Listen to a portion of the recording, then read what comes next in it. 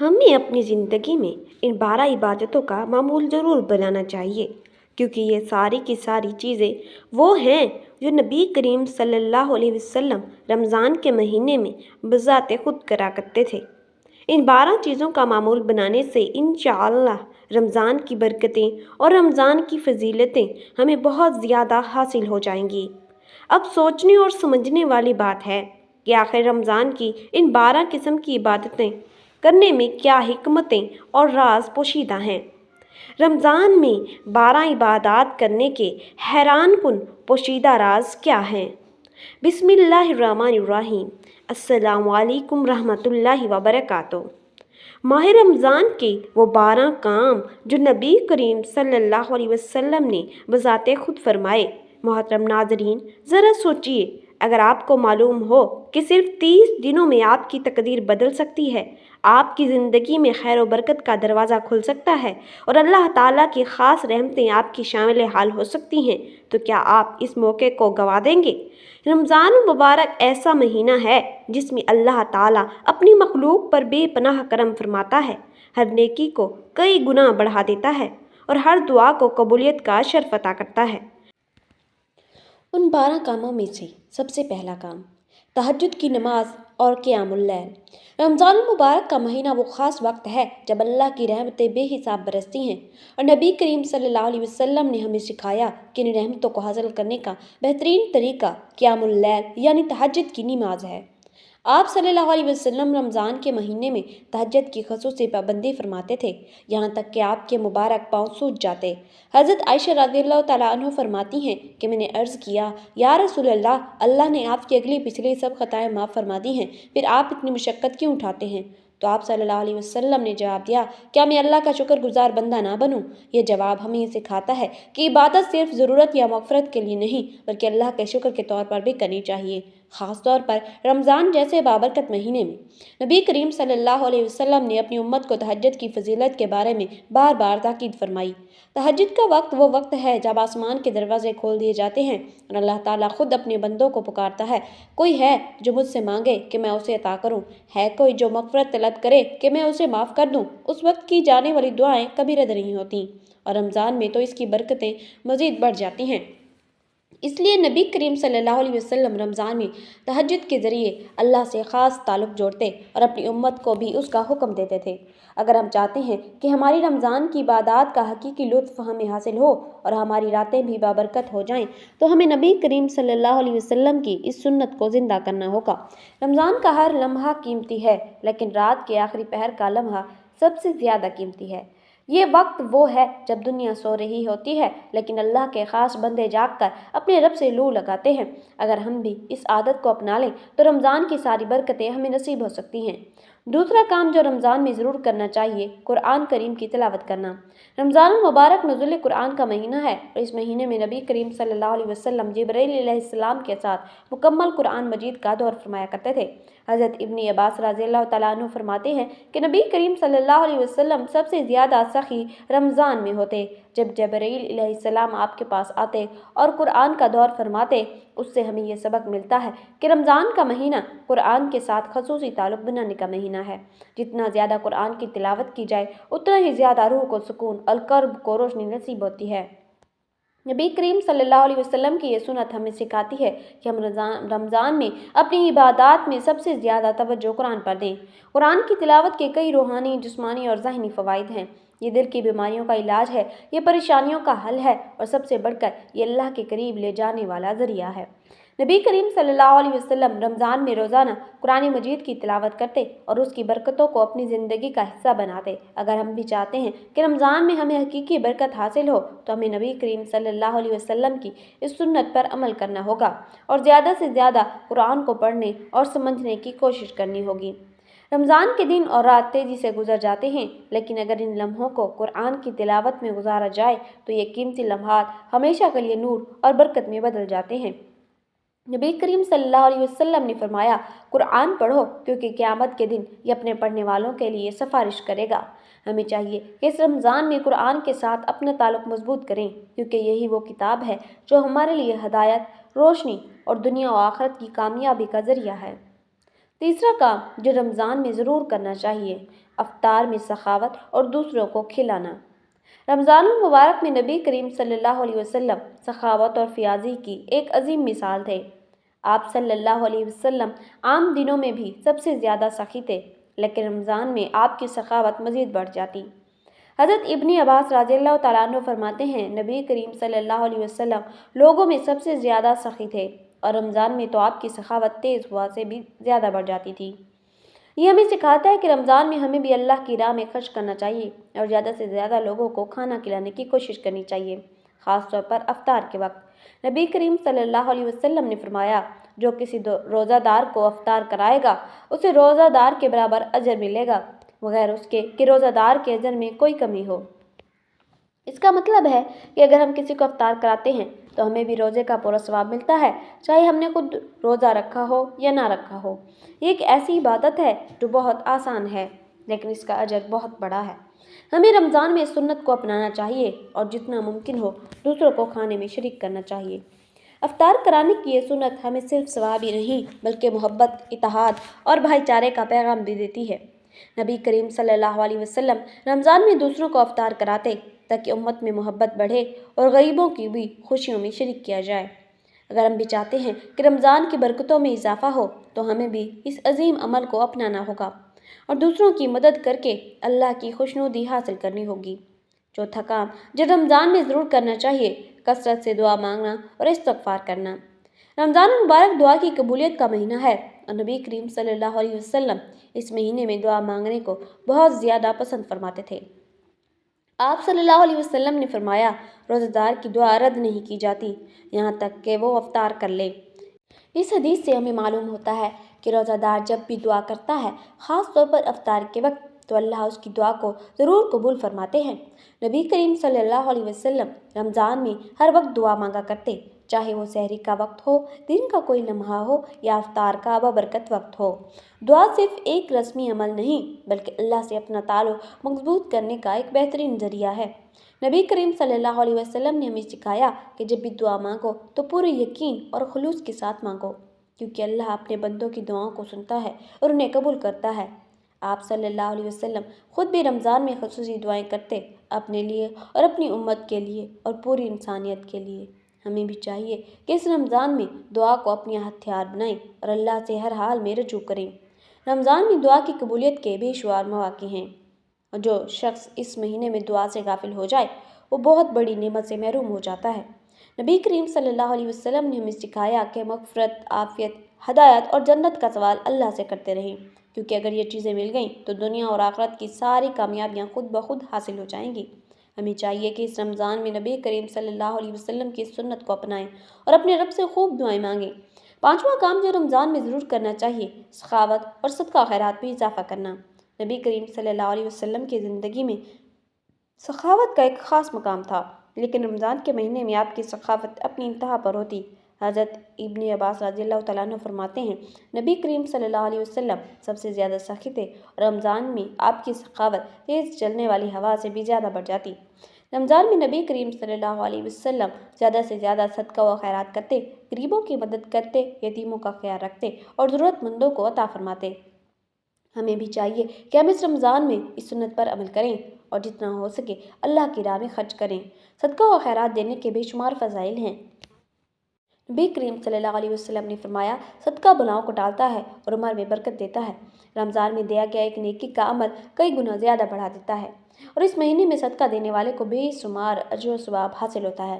اگر ہم چاہتے ہیں کہ اللہ ہمارے رزق میں برکت دے، ہماری پریشانیاں دور کرے اور ہمیں دنیا و آخرت میں کامیابی عطا کرے، تو ہمیں رمضان میں صدقہ و خیرات کو اپنا معمول بنانا ہوگا۔ ایک اور خوبصورت بات یہ ہے کہ رمضان میں سخاوت اور صدقہ دل کی سختی کو دور کر دیتا ہے اور ہمیں عاجزی اور اللہ پر بھروسہ سکھاتا ہے۔ جب ہم دوسروں کی مدد کرتے ہیں تو ہمیں اللہ کی طرف سے مزید نعمتیں عطا کی جاتی ہیں۔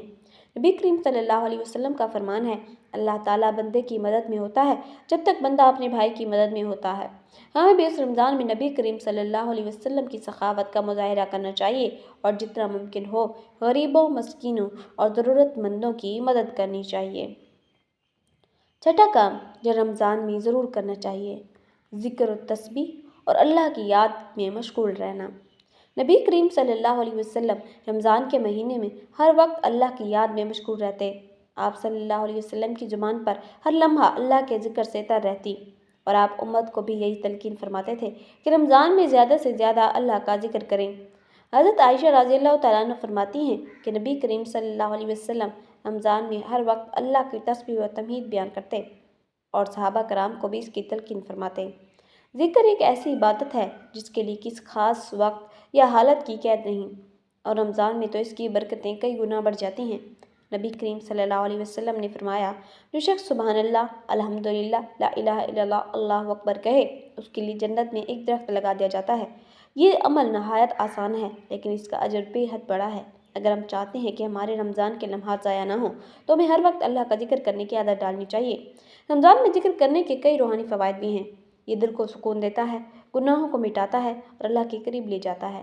نبی کریم صلی اللہ علیہ وسلم کی سنت یہی تھی کہ آپ رمضان میں ہر حال میں اللہ کو یاد کرتے، چاہے کھانے کے وقت ہو، سونے کے وقت ہو یا جاگنے کے وقت ہوں۔ اگر ہم بھی چاہتے ہیں کہ ہمارے رمضان کی برکتیں بڑھ جائیں اور ہماری عبادات میں روحانی روشنی آ جائے تو ہمیں ذکر و اذکار کو اپنا معمول بنا لینا چاہیے۔ ساتواں کام جو رمضان میں ضرور کرنا چاہیے، قرآن کی تلاوت اور تدبر کرنا۔ رمضان میں قرآن کا آپس میں گہرا تعلق ہے، اور یہی وہ مقدس مہینہ ہے جس میں قرآن نازل ہوا۔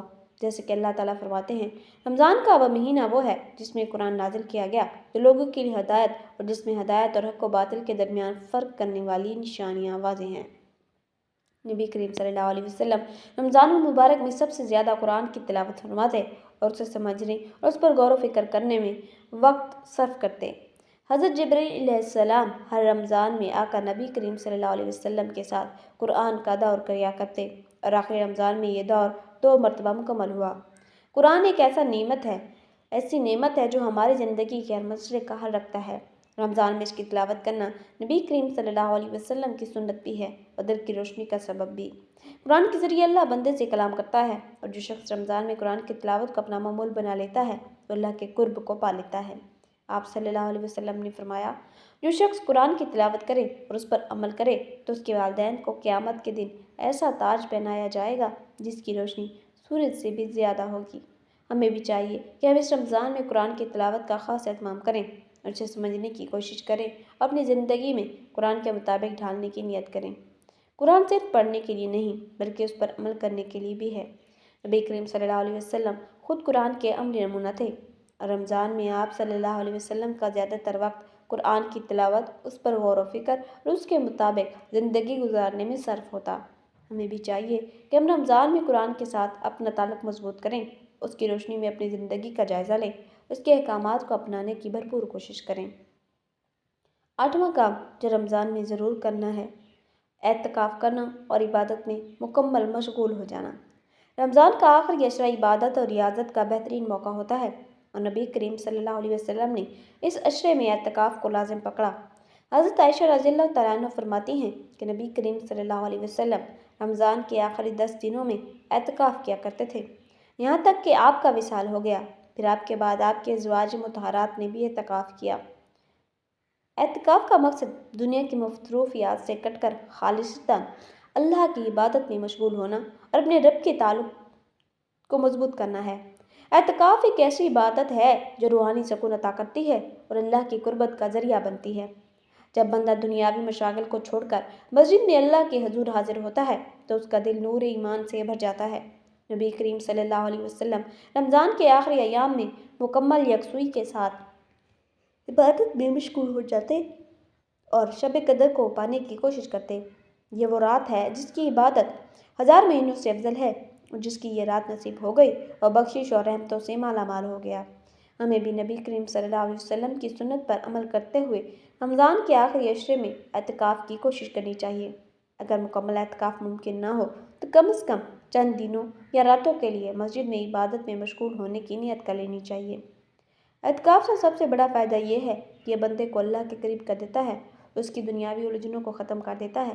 9واں کام جو رمضان میں ضرور کرنا چاہیے، صبر، حلم اور نرمی اختیار کرنا۔ رمضان میں صرف عبادات کا مہینہ نہیں بلکہ نفس کی تربیت اور اخلاقی بلندی حاصل کرنے کا بھی ایک سنہرا موقع ہے۔ نبی کریم صلی اللہ علیہ وسلم نے ہمیں سکھایا کہ رمضان میں صبر اور نرمی کا خاص اہتمام کیا جائے۔ آپ صلی اللہ علیہ وسلم نے فرمایا، روزہ ڈھال ہے، بس اگر کوئی تم سے جھگڑنے کے لگے یا برا بھلا کہے تو تم کہہ دو میں روزے سے ہوں، میں روزے سے ہوں۔ اس حدیث میں نبی کریم صلی اللہ علیہ وسلم نے روزے دار کو صبر و علم کا درس دیا ہے تاکہ وہ اپنے غصے اور جذبات پر قابو رکھ سکے۔ صبر کی اہمیت رمضان میں اور زیادہ بڑھ جاتی ہے کیونکہ روزہ صرف بھوک اور پیاس کا نام نہیں بلکہ اپنی زبان، آنکھ، ہاتھ اور دل کو برے کاموں سے بچانے کا نام ہے۔ نبی کریم صلی اللہ علیہ وسلم رمضان میں ہمیشہ نرمی اور بردباری اختیار کرتے، لوگوں کو معاف کرتے اور ان کے ساتھ بہترین اخلاق سے پیش آتے۔ ہمیں بھی چاہیے کہ ہم رمضان میں اپنے مزاج کو درست کریں، دوسروں کے ساتھ خوش اخلاقی سے پیش آئیں اور نرمی اور محبت کو اپنا شعار بنائیں۔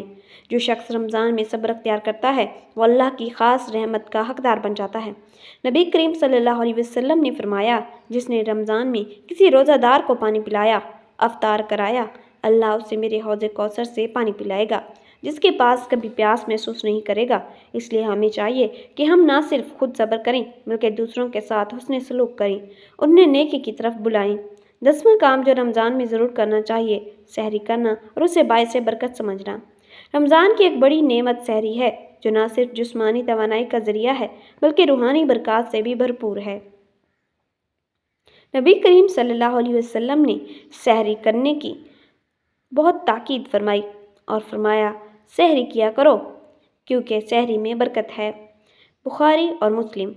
یہ وہ سنت ہے جو نبی کریم صلی اللہ علیہ وسلم نے ہمیشہ اختیار فرمائی اور صحابہ کرام کو بھی اس کی ترغیب دی۔ سحری محض کھانے پینے کا نام نہیں بلکہ یہ اللہ تعالیٰ کے دیے ہوئے دن بھر کی عبادت کے لیے قوت فراہم کرتی ہے۔ یہ عبادت کی تیاری ہے، یہ صبر و استقامت کا درس ہے اور ایک روحانی ماحول پیدا کرتی ہے۔ جو بندہ اللہ کے قریب ہو جاتا ہے، نبی کریم صلی اللہ علیہ وسلم کا طریقہ تھا کہ آپ سحری میں تاخیر فرماتے، یعنی آخری وقت میں سحری کرتے تاکہ روزہ رکھنے کے بعد زیادہ دیر تک توانائی برقرار رہے۔ سحری کا ایک اور بڑا فائدہ یہ ہے کہ یہ انسان کو تہجد کے قریب کر دیتی ہے۔ جو بندہ سحری کے لیے جاگتا ہے وہ تھوڑا وقت نکال کر تہجد بھی ادا کر سکتا ہے اور اللہ سے خوب دعائیں مانگ سکتا ہے۔ یہی وہ وقت ہے جب اللہ آسمانی دنیا پر نزول فرماتا ہے اور پکارتا ہے کوئی مانگنے والا کہ میں اسے عطا کروں، ہے کوئی بخشش طلب کرنے والا کہ میں اسے معاف کر دوں۔ اگر ہم سحری کو محض ایک کھانے کا عمل نہ سمجھیں بلکہ اسے برکت و رحمت کا ذریعہ بنائیں تو رمضان کی برکتیں ہمارے اوپر مزید بڑھ جائیں گی۔ 11واں کام جو رمضان میں ضرور کرنا چاہیے، افطار میں جلدی کرنا اور دوسروں کو کھلانا۔ نبی کریم صلی اللہ علیہ وسلم نے جہاں سحری میں برکت رکھی وہیں افطار میں جلدی کرنے کی بھی تاکید فرمائی۔ آپ صلی اللہ علیہ وسلم نے فرمایا، لوگ ہمیشہ بھلائی میں رہیں گے جب تک وہ افطار میں جلدی کرتے رہیں گے۔ افطار میں جلدی کرنے کا مطلب یہ ہے کہ سورج غروب ہوتے ہی فوراً روزہ افطار کر لیا جائے کیونکہ یہ اللہ کی رحمت کا مظہر ہے۔ نبی کریم صلی اللہ علیہ وسلم خود کھجور سے افطار فرماتے، اگر کھجور نہ ملتی تو پانی سے روزہ کھولتے۔ اس کا ایک روحانی فائدہ بھی ہے کہ کھجور اور پانی جسم کے لیے بہترین توانائی فراہم کرتے ہیں اور دن بھر کی عبادت کے بعد یہ بہترین غذا ہے۔ ہمیں بھی چاہیے کہ ہم اس سنت پر عمل کریں اور افطار میں اس طریقے کو اپنائیں تاکہ نبی کریم صلی اللہ علیہ وسلم کی سنت کی برکتیں ہمیں حاصل ہو سکیں۔ افطار کا ایک اور بڑا عمل دوسروں کو کھلانے کا ہے۔ نبی کریم صلی اللہ علیہ وسلم نے فرمایا، جس نے کسی روزہ دار کو افطار کرایا اسے بھی روزہ دار کے برابر اجر ملے گا بغیر اس کے کہ روزہ دار کے اجر میں کوئی کمی ہو۔ ایک ایسا عظیم عمل ہے جو انسان کے لیے بے شمار نیکیاں سمیٹنے کا ذریعہ بن سکتا ہے۔ رمضان میں ہمیں اس نیکی کا زیادہ سے زیادہ اہتمام کرنا چاہیے، وہ گھر کے افراد ہوں، مساجد میں روزہ دار ہوں یا غربا و مساکین ہوں۔ 12واں کام جو رمضان میں ضرور کرنا چاہیے، شب قدر کی تلاش اور اس میں عبادت کرنا۔ رمضان مبارک کی سب سے بڑی خصوصیت اس میں موجود شب قدر ہے، جو ایک ایسی رات ہے جسے اللہ تعالیٰ نے 1000 مہینوں سے بہتر قرار دیا ہے۔ نبی کریم صلی اللہ علیہ وسلم نے اس رات کی عبادت کی بے حد تاکید فرمائی اور فرمایا، جس نے شب قدر میں ایمان اور اخلاص کے ساتھ قیام کیا اس کے پچھلے تمام گناہ معاف کر دیے جائیں گے۔ یہی وجہ ہے کہ نبی کریم صلی اللہ علیہ وسلم رمضان کے آخری عشرے میں عبادت کو اور زیادہ بڑھا دیتے اور شب قدر کی تلاش میں مصروف ہو جاتے۔ یہ وہ رات ہے جب اللہ کی رحمتیں بے حساب نازل ہوتی ہیں، فرشتے زمین پر اترتے ہیں اور اللہ کی طرف سے امن و سکون کی فضا قائم ہوتی ہے۔ نبی کریم صلی اللہ علیہ وسلم نے ہمیں یہ تعلیم دی کہ اس رات کو رمضان کے آخری عشرے کی طاق راتوں میں تلاش کرو اس رات کی عبادت کا سب سے بڑا ذریعہ قیام اللیل، قرآن کی تلاوت، ذکر و اذکار اور گناہوں سے توبہ ہے۔ نبی کریم صلی اللہ علیہ وسلم نے اس رات کے لیے خاص دعا بھی سکھائی، اللہم انک عفو تحب العفو فاعف عنی، یعنی اے اللہ بے شک تو معاف کرنے والا ہے، معافی کو پسند کرتا ہے، بس مجھے معاف کر دے۔ اور اگر ہم شب قدر کی حقیقت کو سمجھ کر اس میں اللہ کی عبادت میں مشغول ہو جائیں تو ہماری زندگی میں ایک نئی روشنی اور روحانی تبدیلی آ سکتی ہے۔ ناظرین، اس اسلامک ویڈیو کو شیئر کریں، لائک کریں اور چینل کو سبسکرائب کریں۔ شکریہ۔